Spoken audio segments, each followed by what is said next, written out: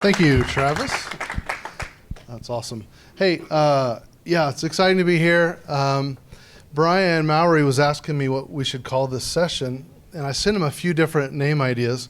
None of them was evangelism training, but that's what we ended up with, and that's okay, because we're going to be getting into some of that.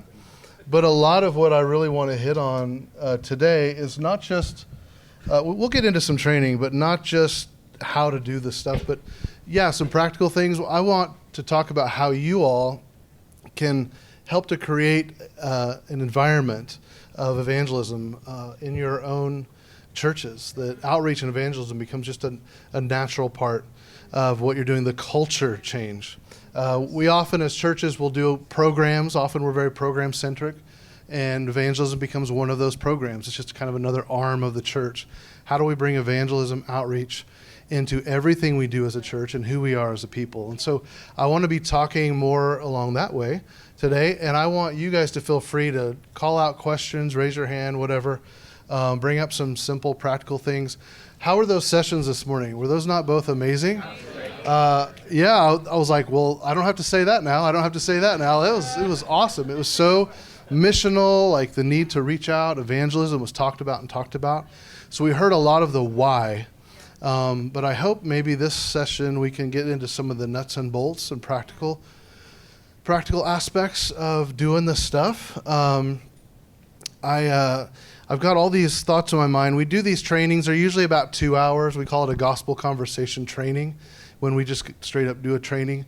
A couple things I want to encourage you, if you do go back and do some trainings in church, what not to do. First of all, don't follow my example today. Don't ever do a training and don't provide an opportunity for people to actually go out and do it.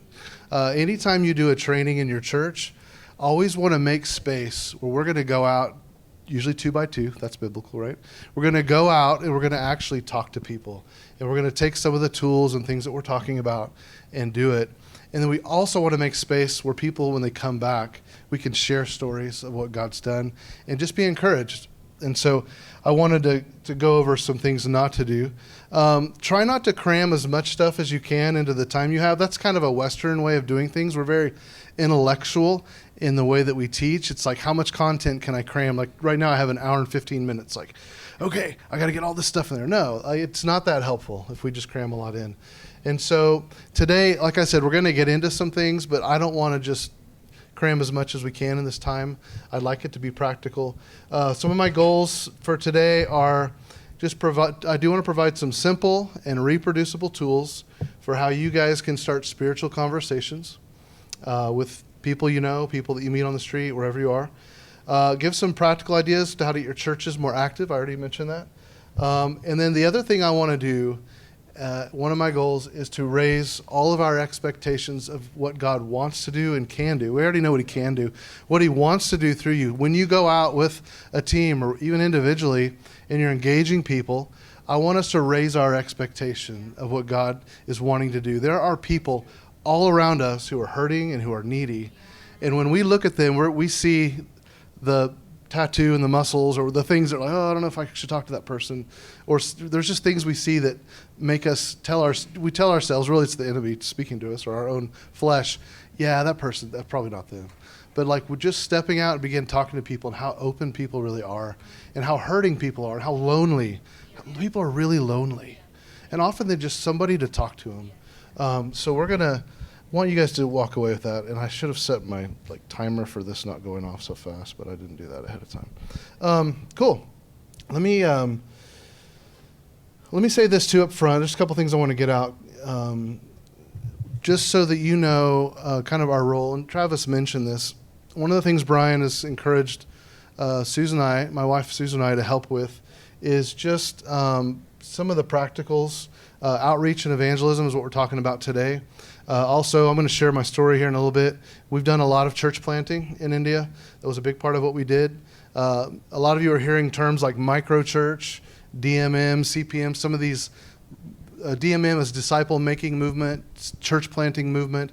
That is something that we've been a part of and by God's grace saw God do some amazing things.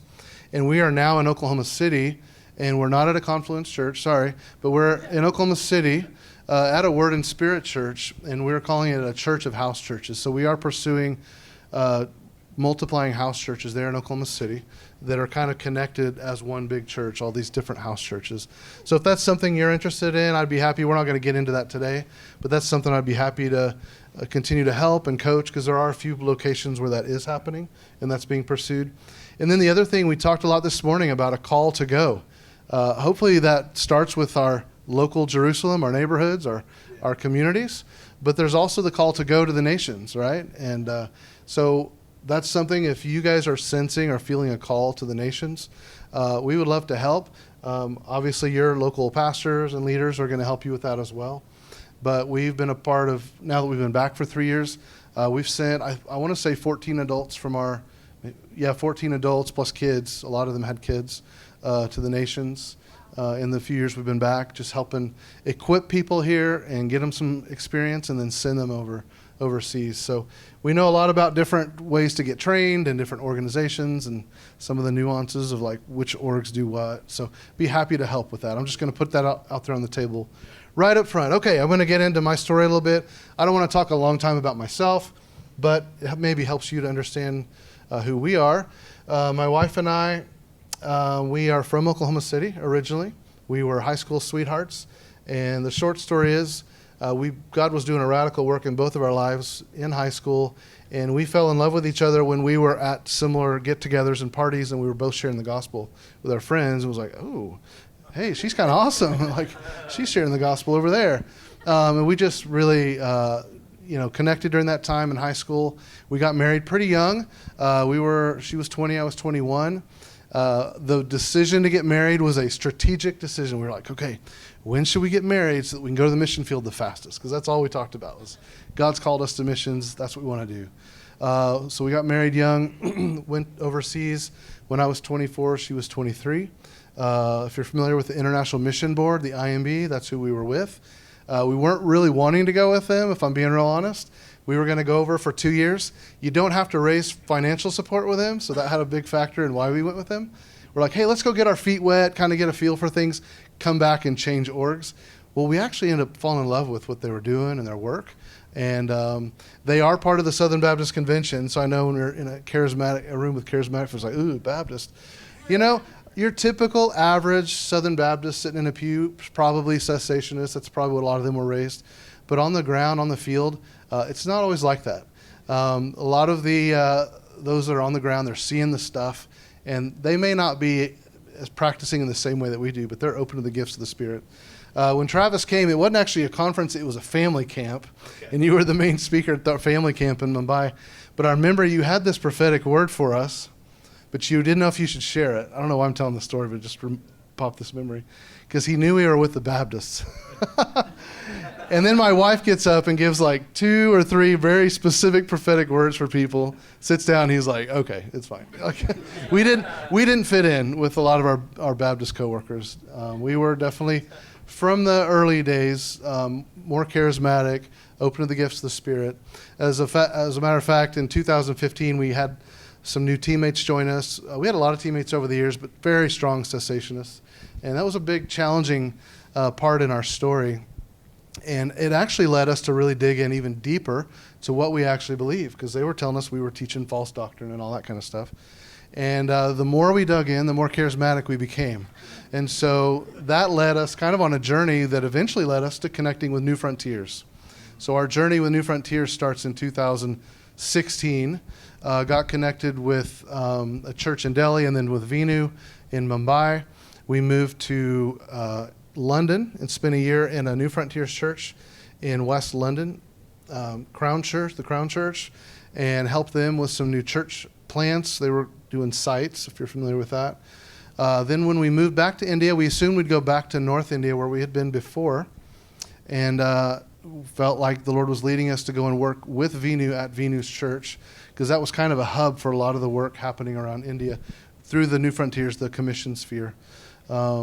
If you're not familiar with all the spheres, then just don't worry about it. But there's a lot of different spheres. And this was the commission sphere within New Frontiers. And so we spent those 2 years connecting with him, helping them plant another site as well. And so those were kind of our years on the field. We've been back for a few years. One of my main roles on the field was I was a strategy coordinator. So basically we were to ask the question, what's it going to take to see these people reached? And so we had, of the state you mentioned, the fifth most populous state in the world, we had just the small western third of it. So if you imagine the state of Arkansas with 80 million people, that's where we were at.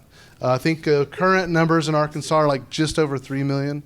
So it was highly concentrated, highly dense, one of the highest concentrations of lostness on earth. 3 of the 4 holiest cities of Hinduism are there, second largest Muslim universities there. Buddha received enlightenment in my state, like originally before he moved to where he ended up in Thailand, actually. But so there's just a lot of strongholds in that place. And we spent our early years personally sharing the gospel, planting, just trying to get the gospel out in as many ways as we could. We both made a list of 100 ministry ideas, and we were like every day, like, okay, what are we going to try today? Like, just a lot of them weren't working. It was really challenging, really hard work in those early years. We spent a lot of time raising up prayer support, and we had hundreds, literally hundreds of people praying for us every day, sending out a daily reminder of I know you're like, oh, email spam. But it was like just a quick little picture and like, hey, pray for this person in one small point, you know. We got a lot of feedback about how much people liked that because it was short, simple. They could say a quick prayer. So we were just raising up prayer, not seeing a lot of fruit. But as the years went on, we did see several small churches begin, and I began training some local leaders. And then eventually I was spending most of my time, the Christian population was less than 0.5%, so not a lot. But we're talking about 80 million people. So there were Christians around in some of the bigger cities. So we began to train and look for people that were faithful to do the things we were teaching. When we found those faithful people, then we would begin to pour into them more. I developed a team of Timothy leaders. We began doing just a lot of training, and eventually saw things really grow pretty rapidly eventually, getting down to 5th, 6th generation of churches. So churches planting churches. And God was really faithful. It was not always easy, but we loved it. We loved every day we walked out of the house, and 6% of the people we saw, we knew were not followers of Jesus. Many of them had never even heard of Jesus. You know, you ask them if they've heard of Jesus, and they'll say, no, he doesn't live here. He might be in the next village down the road. I mean, that dark of a place. As a matter of fact, Patrick Johnstone referred to our state as one of the darkest, most needy places on earth. If you've ever read his Operation World, where they go around the world and just list prayer points for each country. So that's a little bit of background on us. Just want you to know where we were at on the field. When we came back, I wasn't sure if I wanted to work at a church. If I'm real honest, sorry, I know I'm talking to a bunch of people many of you are on staff at churches. I'd been in enough church staff meetings to think, I don't know if that's the world I want to live in. Am I supposed to say that? Oh, this is being recorded. Sorry. No. That's just me. That's my personality. It's nothing against church. It was just like, I don't know. The way we've been doing ministry is so different from what I had seen at a lot of churches in the U.S. But we ended up, there was a pastoral change. The old pastor retired, a new one coming on.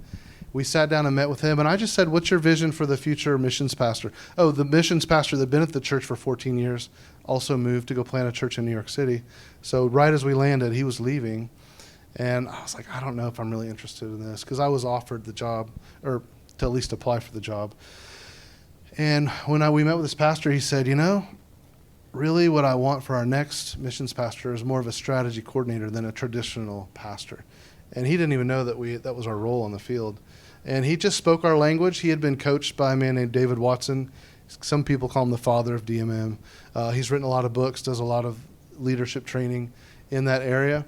And so he wanted to be planting churches in Oklahoma City like we did in India, were his words. So we were like, okay, we can do that. So my wife and I were both hired on. And when we started at the church, it was like, well, what do we want to do first? It was right around Christmas time. What would have been 2023? Is that right? Or was it 22? Anyway, it was almost Christmas a couple of years ago. And I guess it was 2 years ago, so 2022. Is that right? That seems like, it doesn't matter. It really doesn't matter. Yeah, so we're like, okay, well, let's just start doing some outreach stuff.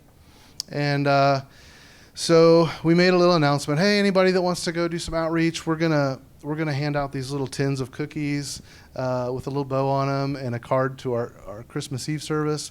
And we're going to go around the neighborhood and go to some apartments. And just come with us, and we're just going to hand those out and offer to pray for people, keeping it real simple. We had 15 people show up. We went out for about an hour and a half, came back and shared stories. And in that hour and a half with those, whatever it came out to, 7 teams of people, we had a couple people that had received like accurate words of knowledge and were in tears at their door. We had a few people that were healed. We had one person come to faith. We had a salvation. So in a very short time, we saw, and if I'm honest, that was kind of a typical day when we get out and do stuff. When we're out, when we're faithful to share, like God shows up.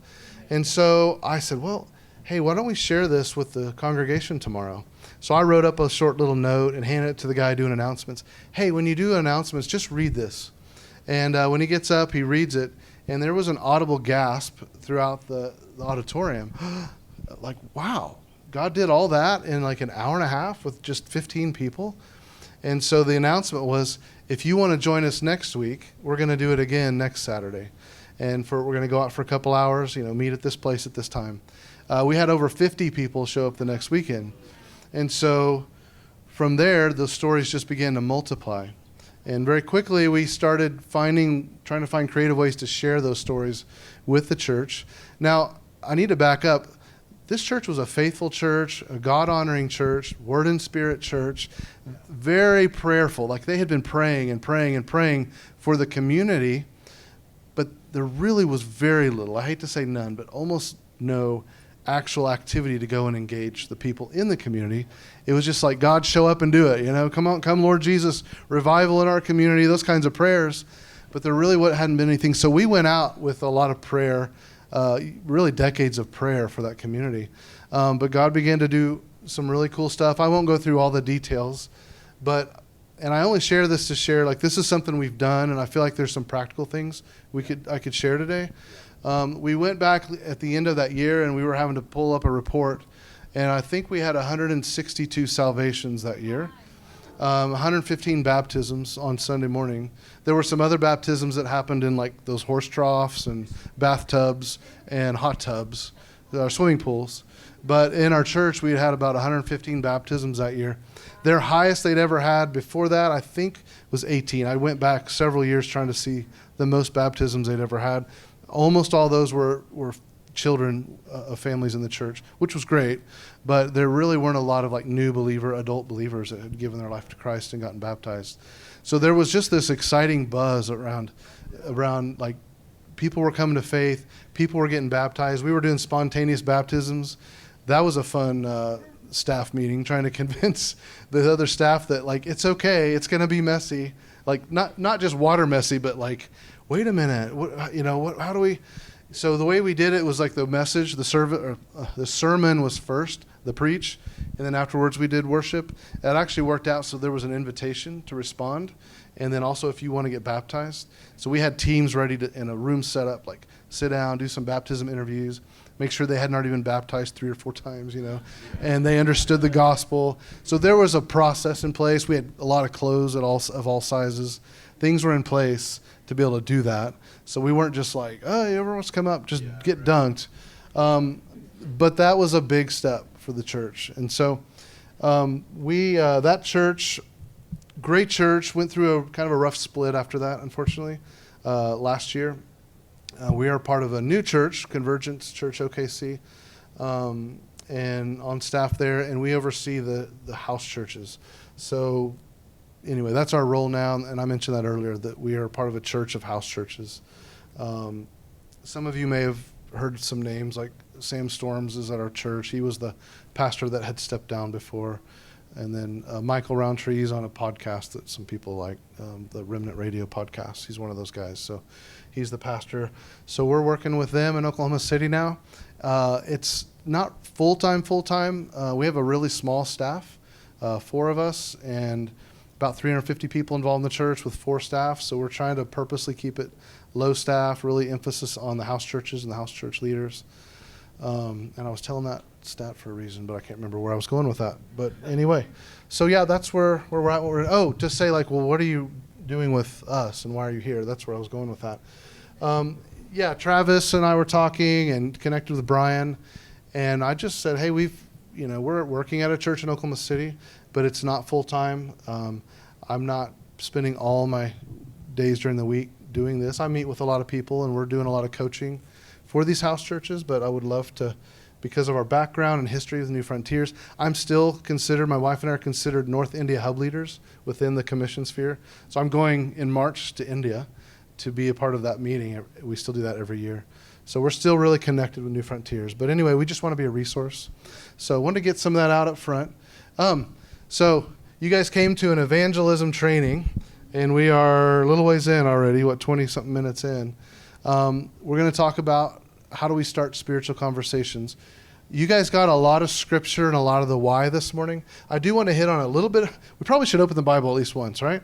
So let's open our Bibles to Matthew chapter 4. I want to look at the life of Jesus. There's something I want to pull out of this that I think will be helpful. Matthew chapter 4 and, goodness, where was it? My notes keep going away here. Yeah, 23. It says, and he went throughout, and I'm talking about Jesus, obviously. He went throughout all Galilee, teaching in their synagogues and proclaiming the gospel of the kingdom and healing every disease and every affliction among the people. And then it goes on, his fame spread. People began to bring, I can read the next one, actually. It's helpful too. 24, his fame spread throughout all Syria. They brought him all the sick, those afflicted with various diseases and pains, those oppressed by demons, epileptics, paralytics, and he healed them. Great crowds followed him. So would you say this is a pretty good, general description of the life of Jesus during those 3.5 ministry years that he had? He's just moving about. He's teaching. He's proclaiming the gospel. What were the things that it says he did? I'll ask. He healed people. Yeah. He was teaching. Sharing the good news of it talks about the kingdom, but we'll say gospel now, right? But the good news of the kingdom, he's sharing the gospel. It also talks about, healing. There's different types of healing. One would be those who have demonic spirits or evil spirits, right? So he was casting out demons, healing. So we see this as a normal part of the life of Jesus. But I mean, come on, he was God, right? So of course that's the kind of stuff he did. God does that kind of stuff. Well, jump ahead, and I'm going to actually switch over to Luke. I like this version. Luke chapter 9.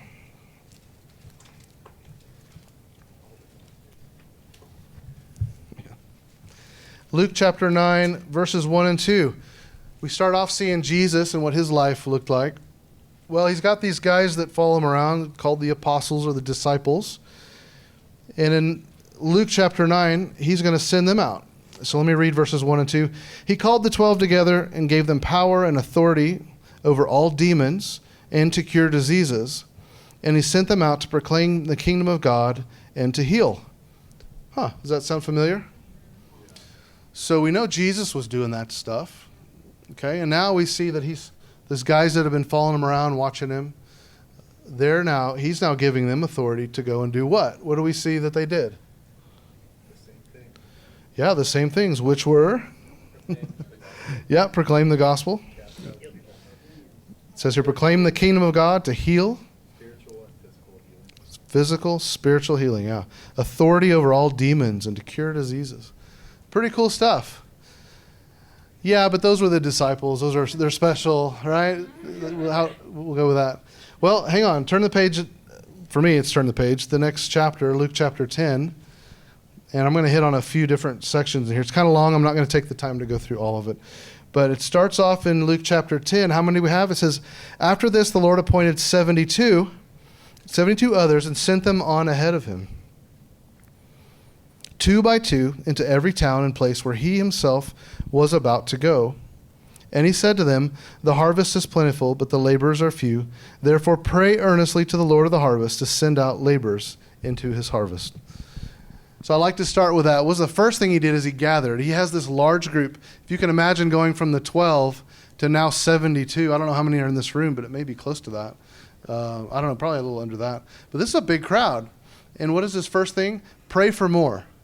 Pray to the Lord of harvest that there'll be more. And if I'm sitting there, I'm like, what do you mean? Like, this is awesome. We got a big group here, right? But he's saying, pray to the Lord of the harvest to send out more laborers into the harvest field. And then we're going to jump down to verses 8 and 9. He's given them a lot of instructions here. Whenever you enter a town and they receive you, eat what is set before you. That's one of my favorite parts, so I wanted to highlight that. Heal the sick in it and say to them, the kingdom of God has come near to you. So does that sound familiar? Jesus sends out now 72. He tells them to heal the sick. Did that mean like take a medical kit with you and bandage wounds? I mean, it might have. But I think if you're reading it like I am, like he's given them authority to heal supernaturally. And say to them, the kingdom of God has come near to you. That sounds familiar as well, right? This proclamation of the kingdom. So we see that they're given authority to proclaim the gospel or proclaim the kingdom, authority to heal. Well, he forgot about the demons, I guess. But again, we're going to jump ahead to verse 17. These guys come back and give a report. And what do they say in verse 17?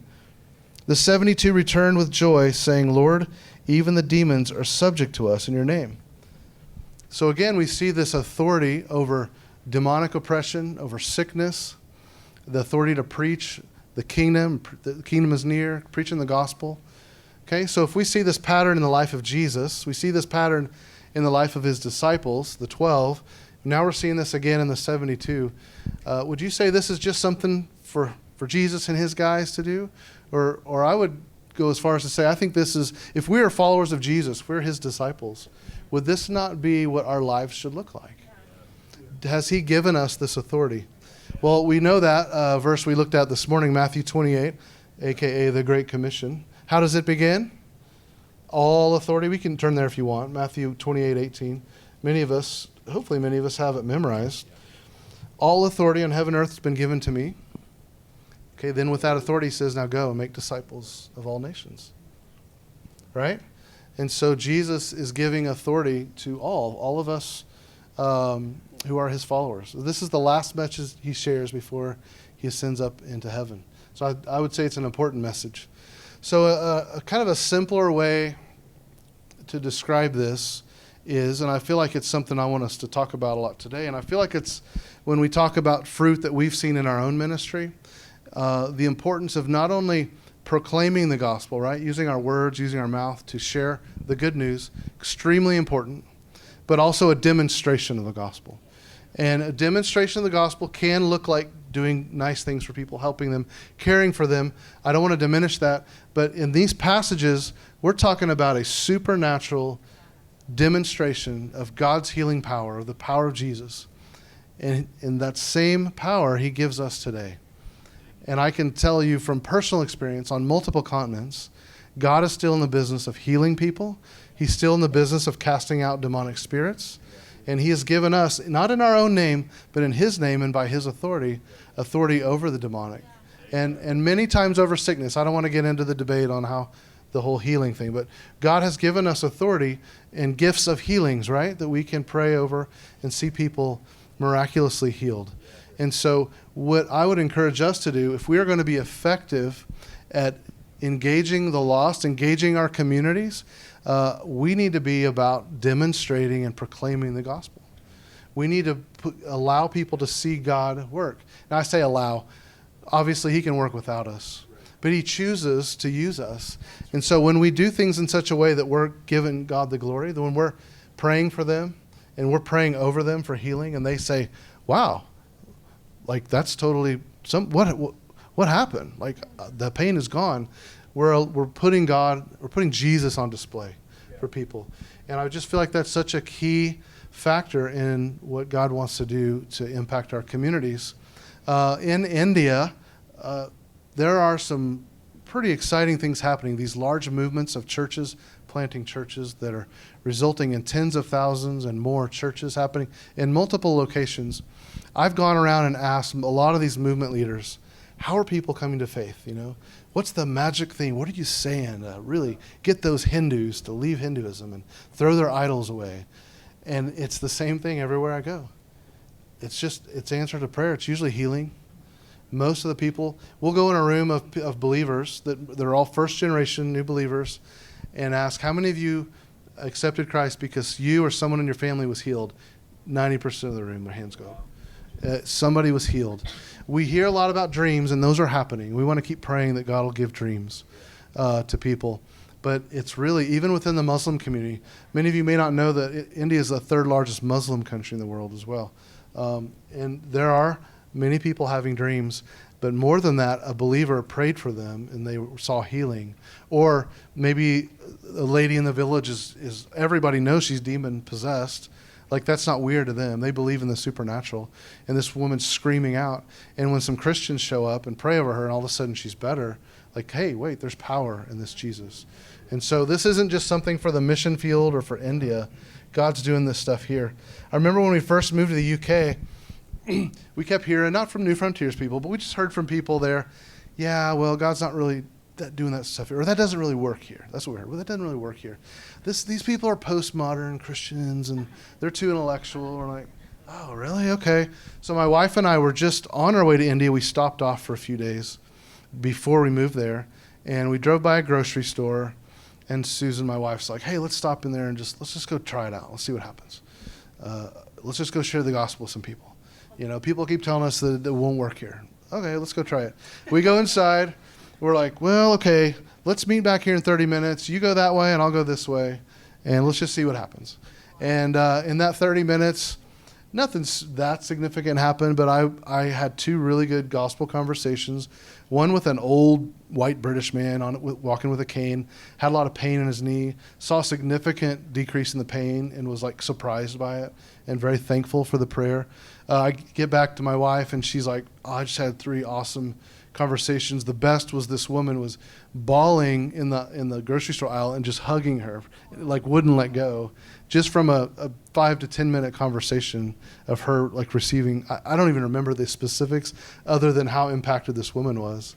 But anyway, we get back together, we tell each other stories, and we're like, yeah, it works here too. And, you know, go back out to the car and leave. Nothing's different. I mean, when he says the harvest is plentiful, it wasn't just for first century Israel or India, or that's great in the third world, or places where the church isn't yet. I hear that a lot.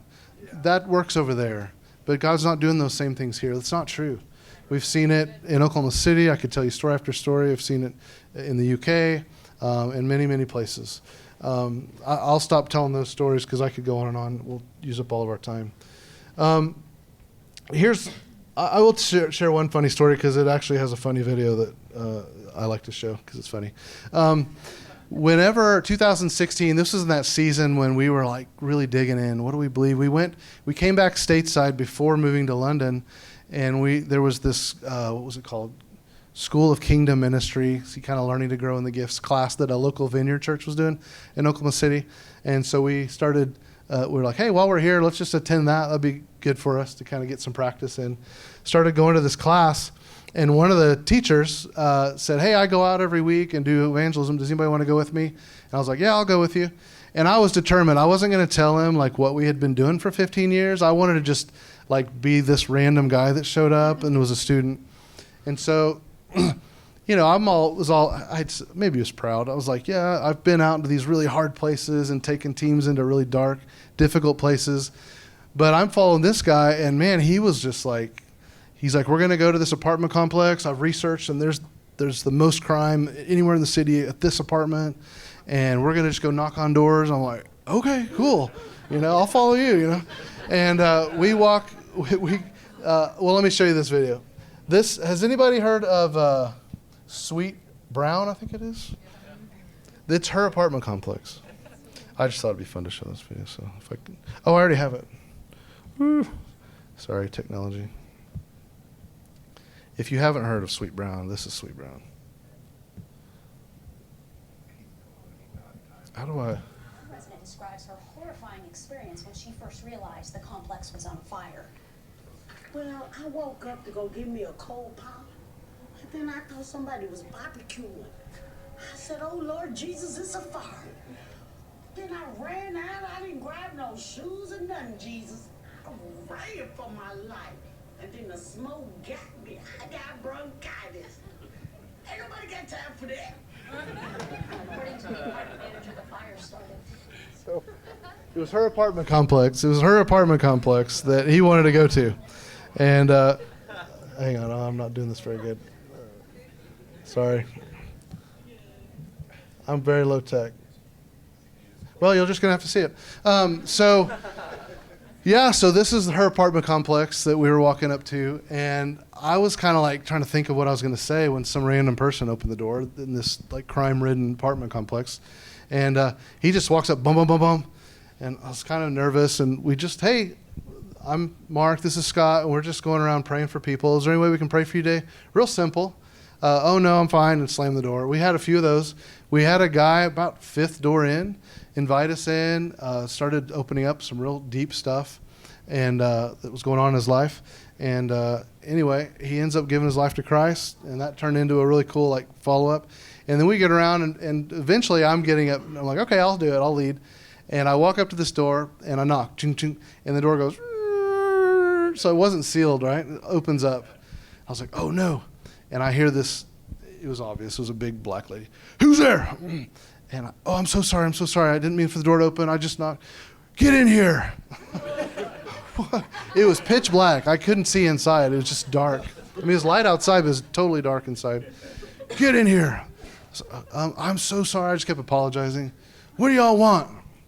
I said, I'm sorry, ma'am. This is my friend Mark. I'm Scott. We were just, he goes to a church right down the street here, and we thought we would just ask people if they needed prayer. Prayer? You praying for people? Yeah, yes, ma'am, we're praying for people.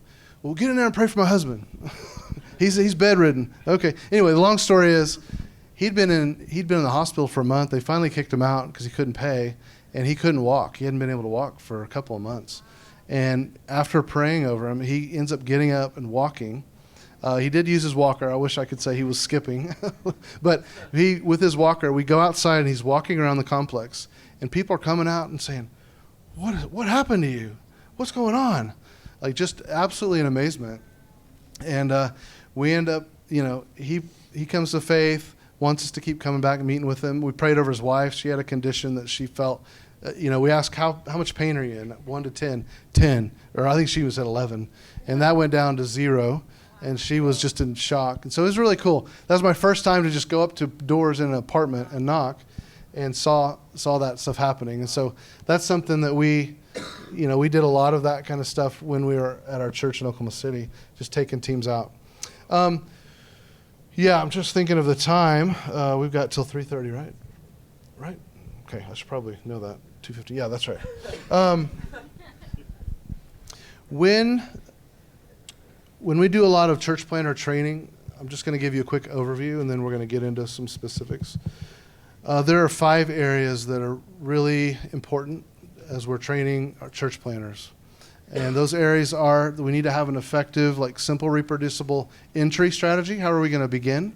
So that could be entry into a new place if you're going to a new village or new work, or even entry into conversation. If I'm going to engage somebody, how do we begin spiritual conversations? So you want to have a simple, easy, reproducible plan for how to do entry. Second would be gospel. How are you going to share the gospel? Is there a particular method or tool, a passage you're going to use? How do you share the gospel? Again, that needs to be simple, reproducible. If you have to carry around a projector and a screen and a power source, a generator, in order to share the gospel, those are great. We do a lot of Jesus film stuff, but that's not a real simple, reproducible method. We need to have something easy that people, if you lead somebody to faith and they say yeah and they follow Jesus, they could go and do the same thing with somebody else because it's simple enough. The third thing you want to have is a discipleship plan. What if somebody says yes to Jesus? What do we do next? Well, bring them to church, right? Yeah, that's great. Bring them to church, but there's more. A new believer needs more than an hour and a half on a week, right? They need to be discipled. So how are we going to disciple those people? And do you have a plan, a simple plan for the basics of the Christian faith? We might call that our milk, spiritual milk, and then the meat. What's that basic discipleship, and then the weightier stuff? So we've talked about entry. You got to have evangelism or a gospel plan. The third is a discipleship plan. And then fourth, and this is getting deeper into the stuff, but we need to have a plan for gathering or planting in the church. So it's not about just individual discipleship, but how do we begin to gather those new believers together and form a church? Not all of you guys are church planters, so I'm not asking you to be church planters. It might mean that you plug them into your church. But on the mission field, one of our principles is every new believer is a potential new church. The idea being, once you pull them out of their context, once you pull them away from their friend group, their oikos, their friends, family, neighbors, once you've really pulled them away from that, they've lost that contact. So we began to train people from day one, teach them how to follow Jesus and how to fish for men, right? Jesus said, follow me, I'll make you fishers of men. How do you follow Jesus? We're going to walk them through that through discipleship. And how do we fish? Teach them how to share their faith and share their story with their friends, family, neighbors. And that often will result in a church start. So this is church planter training. And then the fifth part that's important is leadership development. How do we raise up and develop leaders so we can be sending people back out to start new entry evangelism discipleship, and the process continues. So this is kind of the core of a lot of the movement, if you will, movement methodology. But I want us today to talk about, we don't have time to get into all these things, but I want us to talk about entry. How do we start spiritual conversations with people? And I'm going to open it up to you guys. When you guys want to start sharing the gospel or get into spiritual things, how do you begin? What are some things you all do? Just throw it out. We can just popcorn. If God could do one miracle in your life today, what would it be? Yep. Or answer one prayer. That's great. If God, I'm going to repeat because they told me to repeat because of the recording. If God could do a miracle in your life today, what would it be? Or what is one prayer? Is that what you said? One prayer request that if God could answer. Yeah, one prayer request if God can answer, what would it be? That's a great question to ask. Yeah. Are you interested in things of faith? Yeah. Anything else? Have you ever had any spiritual encounters? Spiritual encounters. Good. Now, these are things we'll say to people. What are some other things we could do? Kind of where I'm going is like offering to pray for people. That would be one. So you mentioned that. Like, how can I pray for you, or if God could answer a prayer? So offering to pray for people. What's something else? I mentioned earlier, like something that we all carry. If we're followers of Jesus, we have a testimony, right? We have our own story of what God's done in our life. So that would be another one, like praying for people, a testimony. Okay? We're word and spirit people. So another thing I mentioned earlier, it relates to prayer, but if you ask somebody how you can pray for them and they tell you about some kind of physical ailment or pain that they're in, so another way to kind of move things spiritually is, can I pray for you, and actually pray a prayer of healing. That would be a little bit different than just praying for your family or your husband to get a job or those kinds of things. But they're both important. The other one is, and again, this is more on the demonstration side, we're praying and asking God to give us words for people. I'm sure many of you are familiar with someone coming to the front and having a word during your church service. Or maybe at the end of service, there's a prayer ministry team, and they may be getting words for people or in your small groups. But what does that look like out on the streets? What does that look like when you're out among other people and you're asking God, do you have a word for that person? So a lot of our training early on is really just beginning to listen to God's voice and to kind of practice in a safe place of hearing God for people. When we were going out and doing the door-to-door knocking, the person who knocked on the door needed to be ready to say something. Like, you kind of need to think through what you're going to say. I gave a couple of examples earlier. The person that's not talking, that's behind, they're praying. God, do you have something for this person?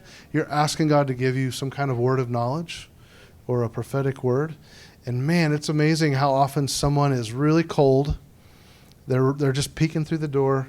And if you don't mind, I feel like God showed me something for you. I mean, who's going to like close the door after they hear that, right? Wait, what? And okay, and then when they get an accurate word, it's awesome. God just, like, how could you know that? That's a common question we get. How could you know that? Well, I don't know that. Like, I'm learning to hear God's voice. He speaks to me sometimes, and I felt like he gave me this picture for you. Does that resonate? That's just been a really helpful thing, especially being in our kinds of churches where we believe in these things. It helps. Hopefully your church believes in that and is practicing that, and if not, I would encourage you to do so. So these are some things we can be doing. I'm going to teach us, a lot of people that do evangelism training have all these different tools they use. I came up with a new one. It's great. You're going to love it. You want to write this down. This is called the Hi, How Are You tool. I'm kind of joking. Oftentimes, the hardest thing to do is to get started. And really, especially for those introverts, and I am very much an introvert naturally. I can try to come out of it in ministry time, but I don't necessarily like or want to start talking to people usually. It takes some effort. But if I will learn to notice people around me and just ask a simple question, it doesn't have to be complicated. You don't have to always start off with some big, deep question. But, hi, how are you? Oftentimes that means looking up from our devices if we're out in public and noticing people around us. And sometimes I've had pastors, long-time experienced pastors, who are apostolic leaders within different spheres, come to me and say, that was the most helpful thing I've ever been taught. Hi, how are you? I just didn't start talking to people. I don't know why, but now that I've started, I've had so many amazing spiritual conversations with people just because I got past that part of just getting started and introducing myself and saying hi. So what I want you to do is turn to a neighbor and we're going to practice. I want you to say, hi, how are you, to your neighbor.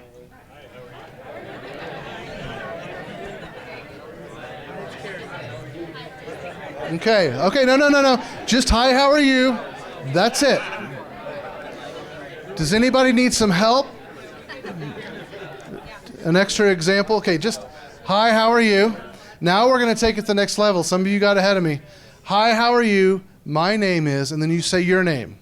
For me, it would be, hi, how are you? My name's Scott. What's your name? Oh, okay. Practice that. Yeah. We got to get good at this.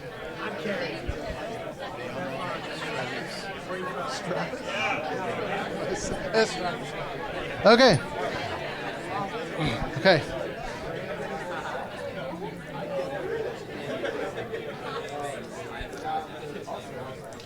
All right. It sounds like you're doing really well. Sounds like you're doing good. I think you've got it. This time I want you to find something about the person that you introduced yourself to that you can comment on or compliment. My wife is really good at this. She would see women like in India wearing these beautiful saris and tell them, oh, that's such a beautiful sari. When I tried that, it didn't work as well as it does for her. Usually it was a slap, but yeah, just find something. I mean, if she sees someone with a dog, it's, oh, I love your dog. I mean, just you find something that you can compliment or comment. So let's practice that, and then we'll move on. Hi, how are you? My name is.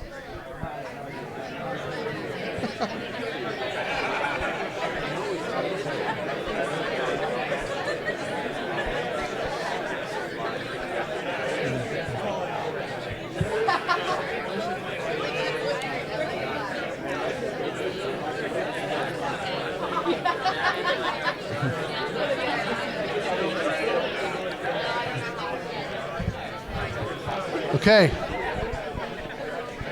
All right. I know this feels a little bit silly, but I want you to just trust me. You can do this with somebody who's shopping at Walmart. You can do this with the person checking you out at the cash register. There are ways to just, it depends, checking you out, I'm sorry. The person at the, yeah, you know what I meant. I noticed you were checking me out. Yeah. So this is something very simple, and it's just a way to get conversation going. Sometimes it doesn't go anywhere. It's awkward or weird, but very often, if you do it right and you have confidence, it just starts a conversation, and you can see where it goes from there. And so then just offering to pray for people. I mentioned this earlier. We'll go out in teams. Sometimes we'll go and knock on doors, and we're trying to share the gospel. But oftentimes, that's pretty intimidating to many of us and people in your church. If you say, hey, we're going to go do evangelism today, honestly, even to this day, I still get like this tightness in my chest when I hear that, because it's like, oh, pressure to talk to people and to try to convert them. Like, that's how it feels like. I like to use a different phrase. We have to think about how we word things, even in our churches and with our people.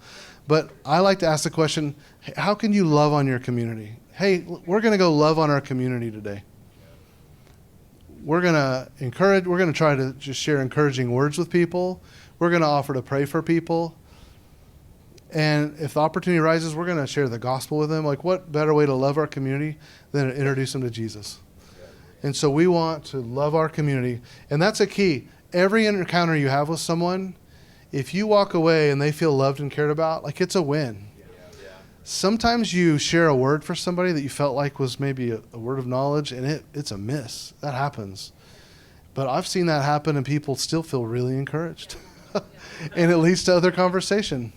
Yeah, I'm still working on hearing God. Apparently I'm not today, right? You know, just move on and keep going. And they're like, really? I've been wondering about that, like people hearing from God. What does that mean? I've heard stories of that. It hadn't happened to me, but they'll begin asking more questions about that.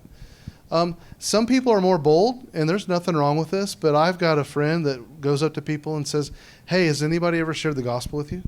Like, that's literally how they start. Now, for some of us, they're like, whoa, that's too much.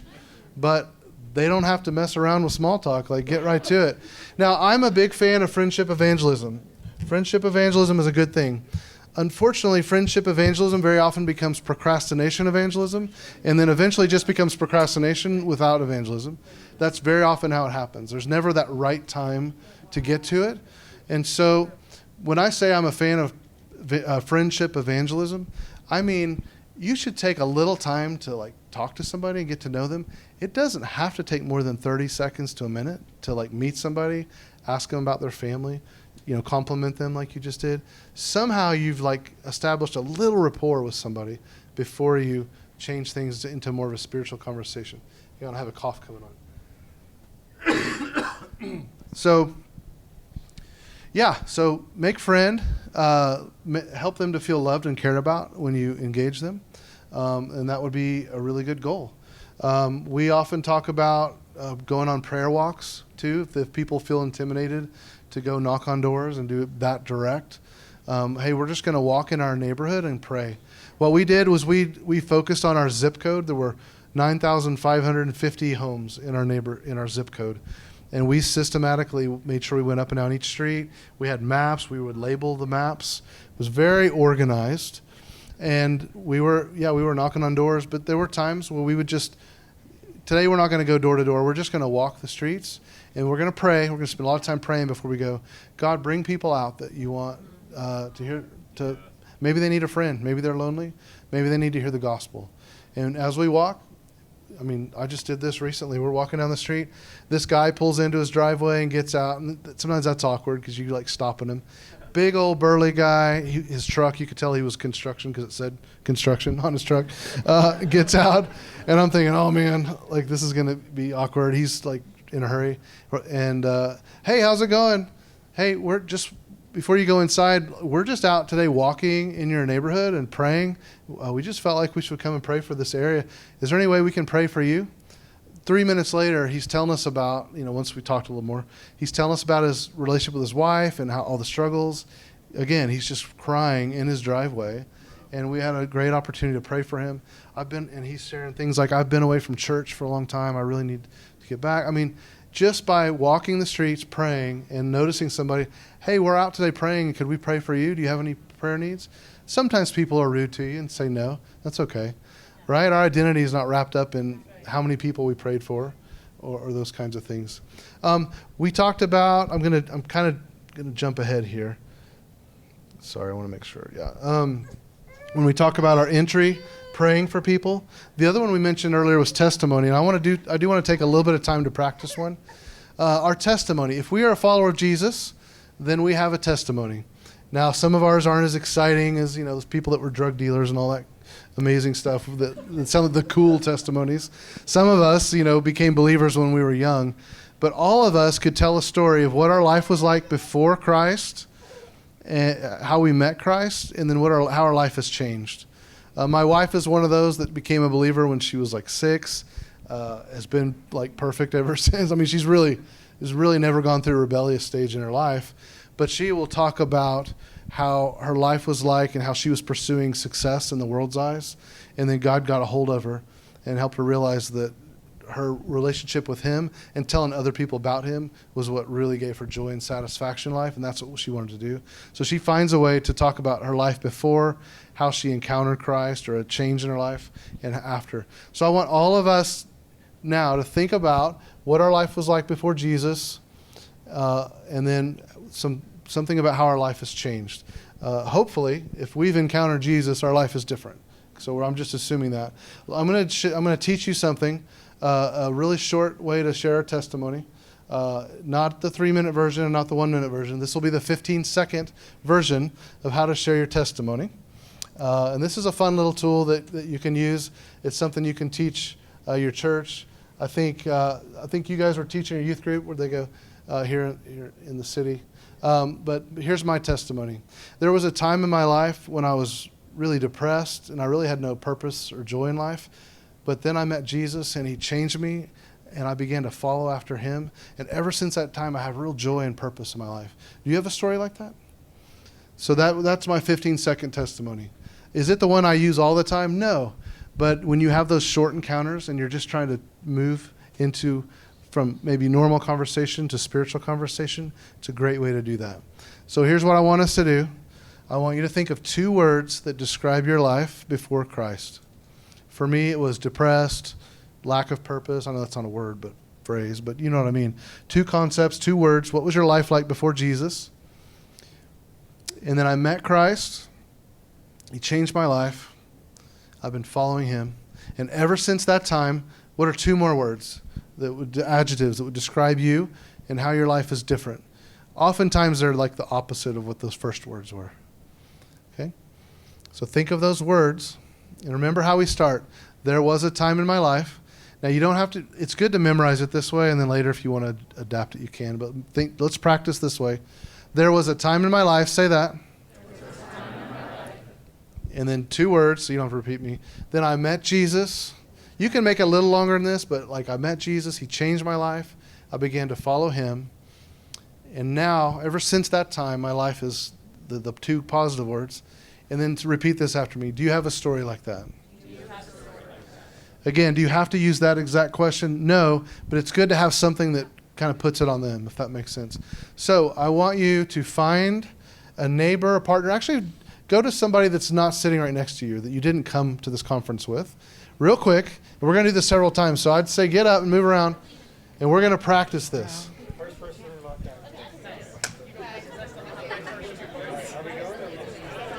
Now I'm going to actually time you. I'm going to give you 20. Don't start. I'm going to give you 20 seconds. I'm being really lenient. If I can get my phone to him. Okay. Now there's a fun way to do this where we line up, but this room isn't set up for that. There's not enough space. So just find a partner. Okay, listen up. Decide who's person 1 and who's number 2. Decide who's going first and who's going second. Okay, here we go. I'm going to say go. On your mark. Get set. Person 1, begin.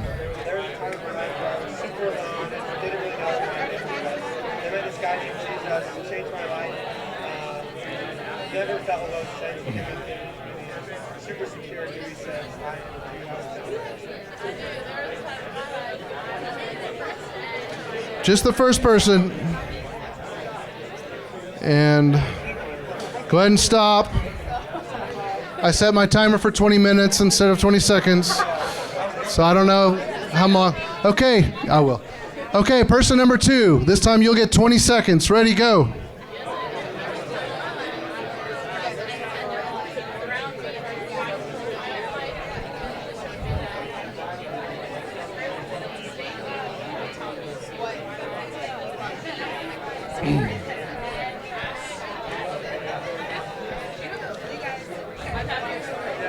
Time. Did you get it? Okay. Quickly, find a new partner. Quickly.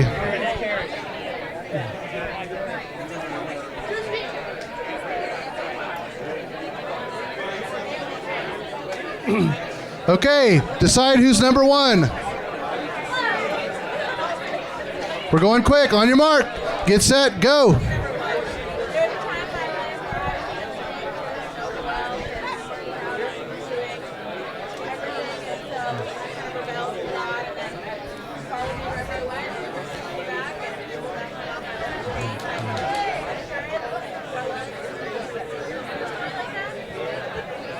Time.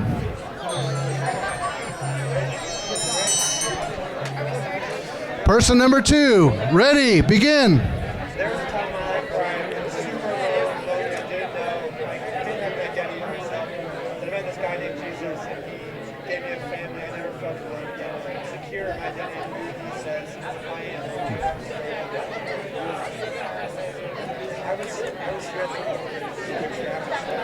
Time. Okay. New partner, go. New partner.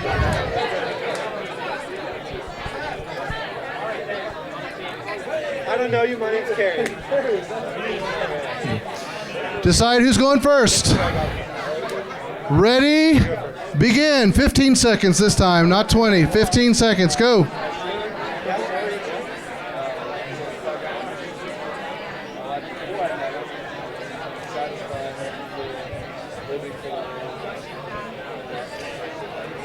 Time. That was 15 seconds. It's quick. Some of you are still finishing up. Okay, person number 2, ready, begin. Hey, there was a time in my life where I was super lonely, didn't, like, my identity was just in other things and all that. And then I met this guy named Jesus. He gave me a sense of family. I've never felt alone since. My identity is in who he says I am, not anything else. So you can, Time. That was quick, wasn't it? Go ahead and have a seat. Grab a seat. We've just got 10 minutes. We just got 10 minutes, so let's wrap up. That was fun. Something simple. I'm going to share another quick story. I'm telling these stories to help raise faith, right? To help just raise our expectations of what God can and wants to do. When we were living in London, there was a group, a couple from our church that used to go down to the High Street, which is kind of the main shopping area of each borough, and they would hand out Bibles. They set up a table and just hand out New Testaments and ask people if they wanted one, and they invited us to go down there and do that with them. And we went down there. The first week we went, we gave out a lot of Bibles, but typically people walked by, took a Bible, and just kept walking. We didn't have hardly any conversations. And I met with the team after. I said, hey, let's do that again next week, but let's do something a little different. This time, let's think of a question or something we can ask them just to get them to pause for a second and engage in conversation with us. So you can come up with your own question. I'm going to ask them, have you ever read the Bible before? Like just something to make them stop and answer a question. And so I did that, and then I taught them this 15-second testimony. And I said, just start engaging them and try to get this 15-second testimony in and move the conversation into spirit. Now, it's already kind of spiritual because the Bible, right? That's kind of easy. But let's share your testimony and let's get into some conversations. So something bad happened and something good happened. The bad thing that happened was we didn't give out nearly as many Bibles. The good thing that happened was the reason that we didn't is as I would look around, everybody was in conversation and people were getting prayed for. We started having some people come to faith. There was a nearby coffee shop. We set a time, like on a Sunday afternoon. Hey, we're going to be at this big table. We're going to save it. And if you'd like to come and talk more, we just had a place for people to come and meet and begin having discipleship and conversation. And it completely changed just by having a simple question and then having this short little testimony to use. Nothing real fancy. So why am I telling you this? Again, just to raise faith, but also it's not that complicated to get things going in your churches and get people engaged. It doesn't have to be, the very first evangelism training I did was Evangelism Explosion. I think it was like an 8 or 10 week course, and it took the whole time to memorize the whole speech you had to give. It was helpful, but I mean, people don't have time for that, right? They're not going to come for 8 or 10 weeks. Maybe they will, but not many. We want to make it as simple as we can for people. And just find ways to begin spiritual conversations. Even just asking people if you can pray for them is a great way to do that. Now, so far all I've talked about are ways to get started in spiritual conversations. We hadn't even gotten to the gospel, okay? And I just made the decision I wasn't going to spend a long time on this today, but just talk about it. And then there's opportunities in the future where we could come and do some trainings, or you guys could pursue that. How do you guys like to share the gospel? Do you have any tools or ways that you share the gospel? Romans Road. Yep. Do you guys know what that one is? If you don't, look it up. I won't walk through it right now. In India, our leaders use the bridge, Romans 6:23. Real simple, memorize one passage. There's a drawing you can do. So it's real easy. If you can memorize one verse, then it's easy, which most people hopefully can. Another one that has become really popular, and when we got to the church in Oklahoma City, they were already using it, so we decided, okay, let's just run with that. We also had done it in London, is the 3 circles. Have you guys seen the 3 circles? I'm going to show a video real quick. It's like 3 minutes, and I brought stickers. And so if you want to do like me and most people we've trained have a sticker on their phone, it's something you have with you all the time. It's a real simple thing to pull out. You lay it on the table while you're at the coffee shop working. Sometimes people ask you what it is. You know, it's just a real easy thing. So let me show this video. I think it'll be faster than me walking through it to just watch other people do it. Again, if I can get the technology to work. What verse is John? The one you said? John 6:23, the bridge. Kyoki papki mazdurito mrityu hai. Have you heard that one? For the wages, I'm just kidding. For the wages of sin is death. The gift of God is eternal life in Christ Jesus our Lord. Oh, what did I say, John? Yeah. Sorry, Romans 6:23. I didn't even know I said that. I'm sorry. I'm rushing. I apologize. Yeah, Romans 6:23. Shaded the 3 circles before. Have you had a 3 circles before? Has anyone ever shared The 3 circles with you before? No. So this is the first circle. So this represents the world that's broken. All of us live in a broken world. You only have to turn on the news and see Suffering, death, war, sickness. rape, disease, it's everywhere, right? But you know, God didn't actually create the world to be like this, full of brokenness, eh? Here's the second circle. This circle represents God's perfect design. God's perfect design was a world without brokenness. A world full of love. Full of joy and peace and unity. But what we did was we sinned. Sin could be anything from lying to murder. Wait, so like just like normal lying or like hard lying? And what sin did, it separated us from God's perfect design and threw us into brokenness. And so people try all kinds of different things to get out of brokenness. They might try drugs or alcohol. Or maybe chasing a career or money. Smoking. Even bullying other people at school. Oh, sleeping around. Suicide, exactly. Good example. But it doesn't actually fix the problem of brokenness. It's like a bungee cord. We just get snapped straight back into brokenness. And ultimately, if people die in that state of brokenness and separated from God, and that means that that's eternal separation from God. Do you know what this place is often called? Yes.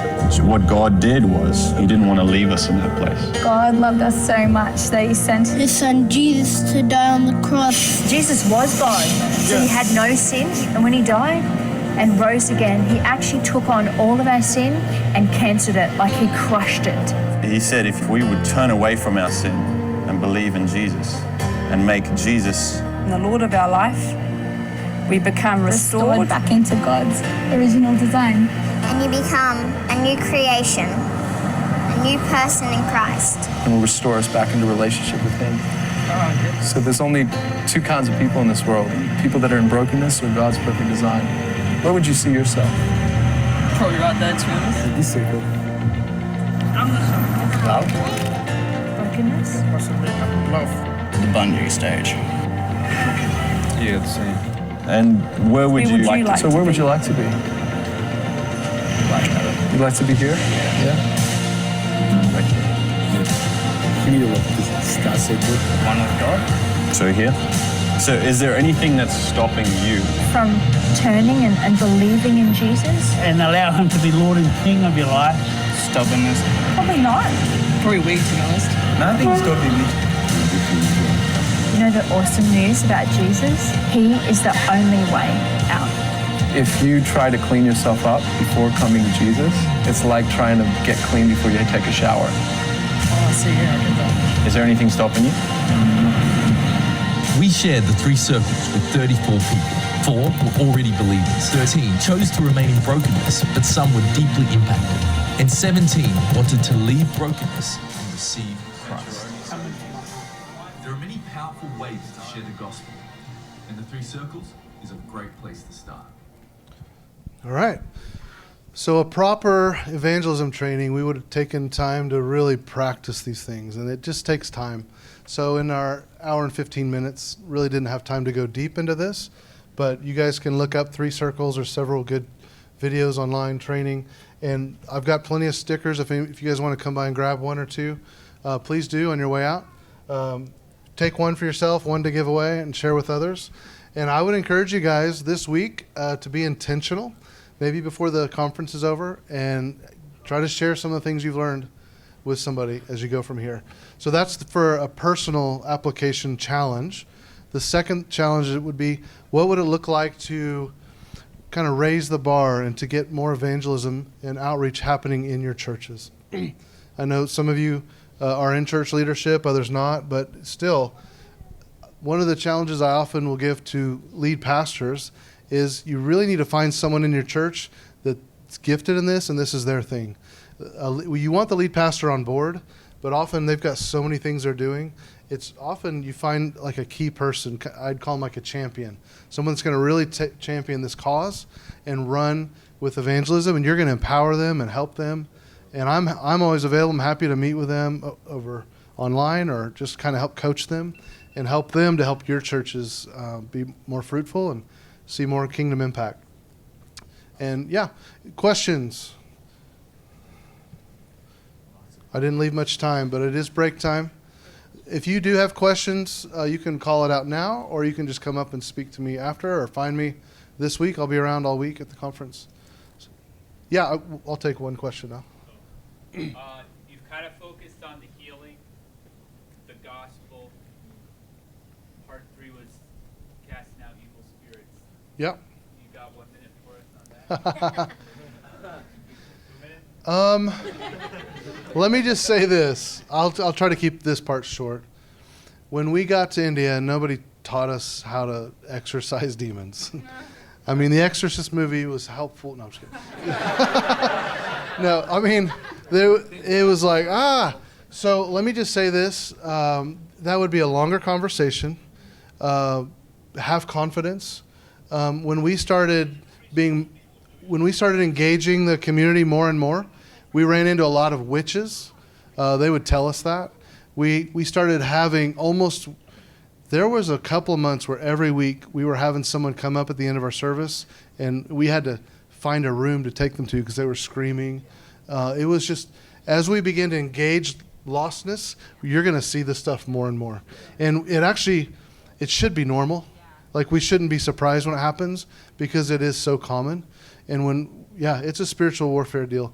So the biggest thing I can say in a real short time is know that you have authority and take authority and with confidence. Get some people to help and be with you and pray. I don't know if there is a lot of training around this kind of stuff. When we started seeing this stuff at our church, there were some people like, this person was clearly demon-possessed, but I haven't been trained, so I didn't do anything. Like, you don't necessarily... I want to be careful. You want to get some training, but you don't have to wait for that special, like, full, long training event to happen before you just, like, step in and take authority. That's where I was going with the deal. Like, we're in India. Nobody taught us how to do this. Like, we just had to kind of start praying and deal with it at the time. So, but yeah, do you guys have any sources? Maybe I should ask you guys. Who would you go to, like, if there's whether it's videos, online, YouTube?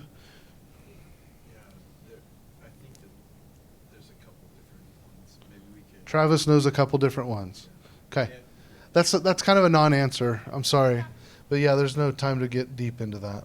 I apologize. It also happens a lot in the Gospels, so we could study those. Study the Gospels. That's a good place to start. Yeah. There's a lot of places where they're talking about different Yep. Yep. Yeah. I was just going to recommend Dave Devenich. He's part of the New Frontiers Network. He's written a book called Demolishing Strongholds. Oh, I didn't know that. I haven't read that one. And it's quite a good resource. Okay. Dave Devenich, you can't go wrong with his stuff. Yeah. Awesome.